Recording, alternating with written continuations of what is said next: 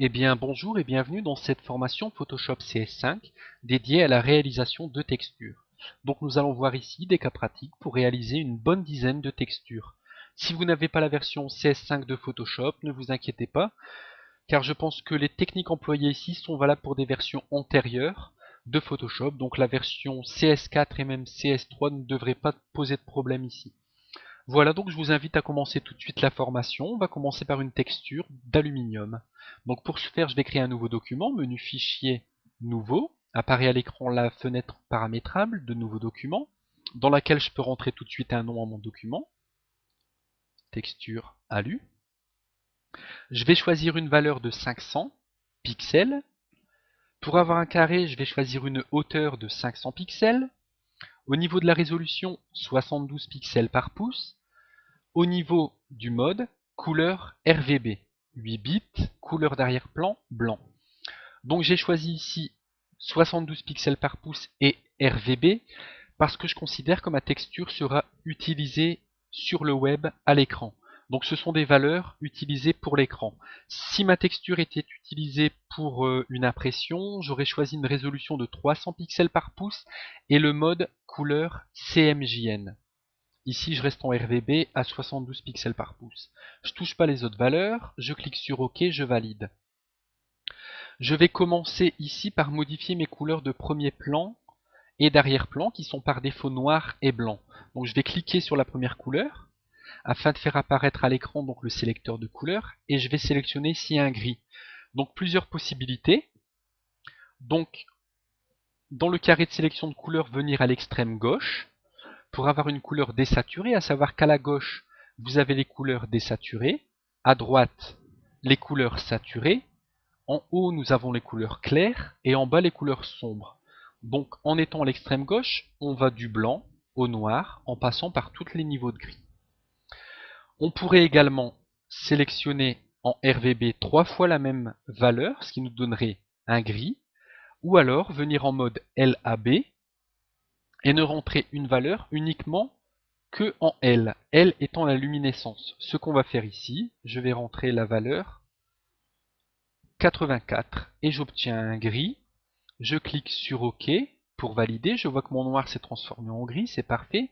Je réitère la même opération avec le blanc. Je clique, s'ouvre le sélecteur de couleurs et je vais rentrer ici des valeurs en RGB, la valeur étant de 160, 3 fois 160.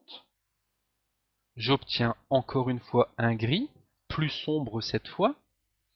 Maintenant, je vais appliquer un filtre, histoire de mélanger ma couleur de premier plan et d'arrière-plan. Ce filtre étant le filtre nuage, qu'on trouve ici dans le menu filtre rendu et nuage. Un second filtre, histoire de donner du bruit. Donc menu filtre bruit, ajout de bruit. Ici au niveau des valeurs, on va rentrer en quantité 10%. La répartition, on a le choix entre uniforme et gaussienne, on choisira ici gaussienne. Et très important, on laissera monochromatique coché, qui par défaut est coché. Je clique sur OK. Maintenant, je vais donner une direction à tous mes grains, à tout mon bruit. Je vais lui donner une direction. Pour ce faire, je vais aller dans le menu Filtre, Atténuation, Flou directionnel. Donc ici, je peux rentrer une valeur au niveau de l'angle, une valeur en degrés. Pour ma part, j'ai rentré 90 et une distance. Ici, j'ai mis 20 pixels. Je clique sur OK. Et donc, nous voyons que, à l'aide de simplement 3 filtres, très simples, nous avons réalisé une texture d'aluminium à laquelle on va encore ajouter quelques petits effets, histoire de lui donner encore un peu plus de crédit, un peu plus de réalisme. On va commencer peut-être par accentuer encore un peu donc les fibres, les traits que nous avons obtenus avec le flou directionnel. Donc on va aller dans le menu Filtre, Renforcement, et on va cliquer sur Plus net. Voilà. Et on va maintenant venir dans la fenêtre Calque, venir tout en bas cliquer sur la petite feuille au coin plié pour créer un nouveau calque. Et sur ce calque, on va appliquer 2 dégradés. Donc, je viens ici dans la barre d'outils, je clique sur l'outil dégradé. L'outil dégradé fonctionne avec la couleur de premier plan et d'arrière-plan. Moi, ce que je voudrais, c'est avoir un dégradé du blanc vers le transparent. Donc je vais remplacer mes deux grilles que j'ai utilisées pour créer mon nuage par les couleurs donc par défaut. Pour ce faire, je vais cliquer sur le D sur le clavier. Je vois ici que j'ai le noir en premier plan. Moi, ce qu'il me faudrait, c'est le blanc. Donc je vais cliquer sur le X pour les inverser. Ensuite, je viens ici, je clique sur le dégradé. Et je vais sélectionner le deuxième dégradé, donc qui n'est pas de la couleur de premier plan vers la couleur de deuxième plan, mais plutôt de la couleur de premier plan vers transparent. Voilà. Je clique sur OK, et je vais venir ici choisir le quatrième dégradé qui est le dégradé réfléchi. Et je vais tracer donc deux dégradés. Comme ceci.